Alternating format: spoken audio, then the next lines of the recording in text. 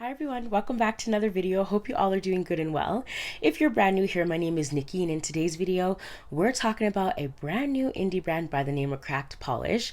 Double excited because this is a black-owned indie brand, and the more of those that come out into the scene, the more I get excited to share them with you guys. A little backstory, the maker Monique did send these to me in November, but I haven't had time to sit down and film until now, so I have actually worn all these on my hand as a full swatch, so we're going to be showing those in the live swatches as well. Now, her love for nail polish did start in quarantine, and with that she ran with it and decided to crack into the nail polish indie brand, hence the name. Another interesting thing about these polishes I noticed is that looking at the top of the caps, all of them have a different cracked pattern on them, which is also very, very unique.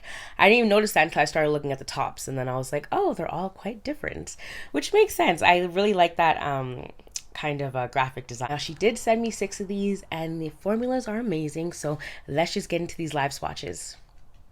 The very first polish we're taking a look at is called Donut Spunk. This is described as a glimmering oyster white with just a touching of taupe in there. I definitely see just a shadow of a blue shimmer in there, and you definitely do see it come out just a bit more on my first swatch there. This one applies beautifully. It is just a tad bit streaky, but polishes usually are like this for that shimmer to come out just a tad bit more. And this is actually the maker's take on the glazed donut trend that was happening last year or maybe the year before, and is still going strong. This covers beautifully for me in just 2 easy coats. One thing, my favorite thing about this is definitely just the formula and how well it works.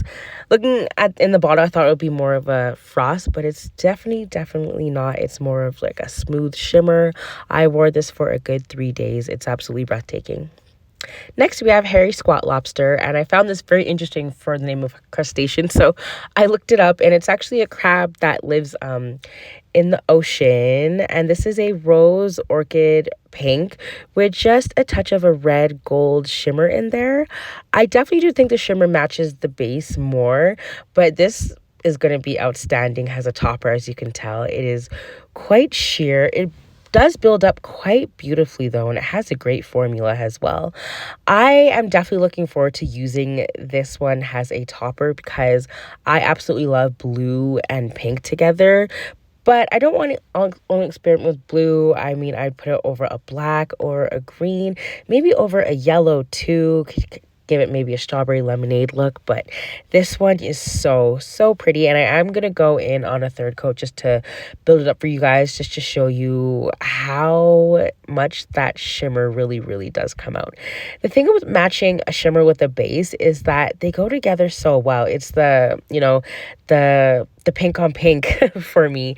This is definitely just that perfect girly pink, and I did swatch it in 3 coats for you guys there.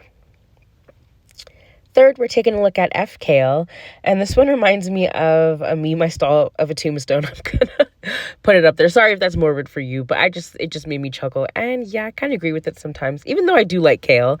But this one is coming up just a bit more yellow on my camera. This is more of a Kelly green, and it does dry down to a really satiny matte finish, as you can tell right there.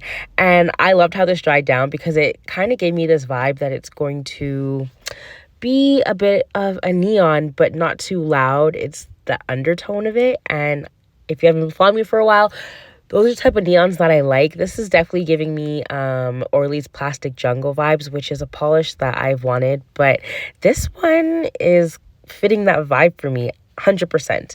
And I'm going to go in on a 3rd coat just for some full coverage there. Matte polishes I usually like to use on 3rd coats because they do dry kind of fast. But this one has perfect drying time in between coats, and that is it in 3 beautiful coats. Still drying quite a bit, so it does look just a tad bit shiny there, but I do like this one either matte or glossy, but I did like it more glossy, so that's how I'm going to show you guys. That was F-Kale.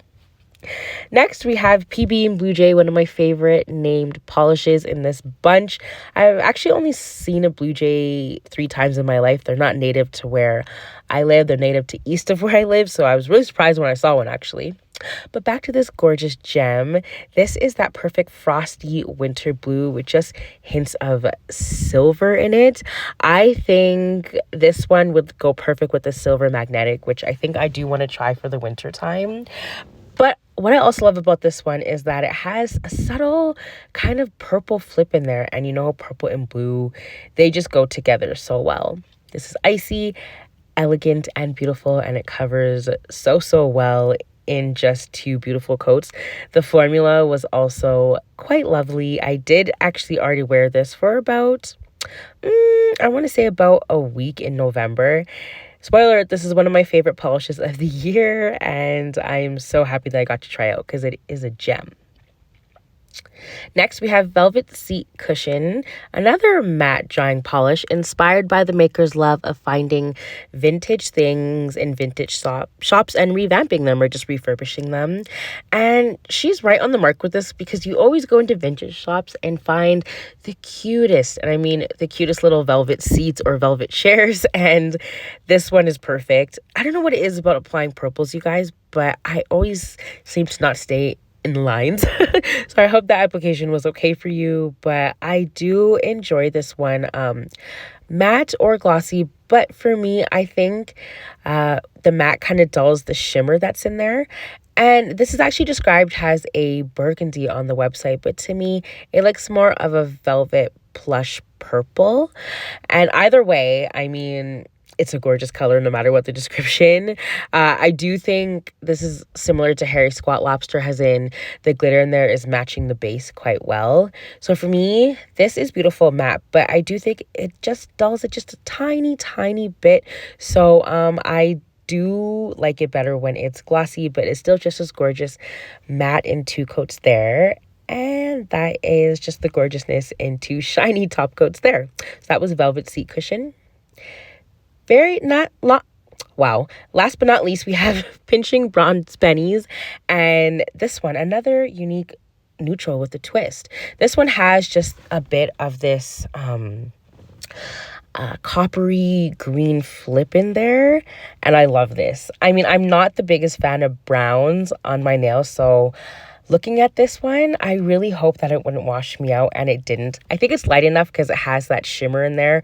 So it's definitely light enough not to wash me out or just kind of make it match too much with my skin tone. But this is absolutely perfect. I wore it for a pretty long time in November. I mean, gorgeous. The name is inspired by pinching pennies during the pandemic, because that's what we were all trying to do, and being in Canada, we don't have the penny anymore, so yeah. Not that that's sad or anything, but I thought it was a fun fact.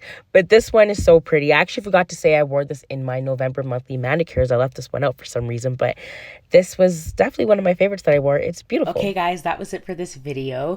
Let me know what you thought of these polishes and this brand in general. The 6 that I showed you here will be linked down in the description box below. I honestly cannot wait to see what else this maker brings for us this year, because she just started this brand and a lot of the colors are just so beautiful already. So I'm definitely looking forward to what she has in store for 2024. F-Kale and PB and Blue Jay have to be my favorites. Probably Harry Squat Lobster too, because I love that it can be used as a topper. And yeah, I'm all about toppers in my collection because that's how we dupe our indies. Well, it's how I'm trying to going into this year. But yeah, these three were definitely my favorites. But PB and Blue Jay is just so unique and elegant. That is one polish I would definitely absolutely wear all year. Thanks so much for tuning in. I hope you guys enjoyed this one. Take care of yourselves, and I'll see you in the next one. Take care.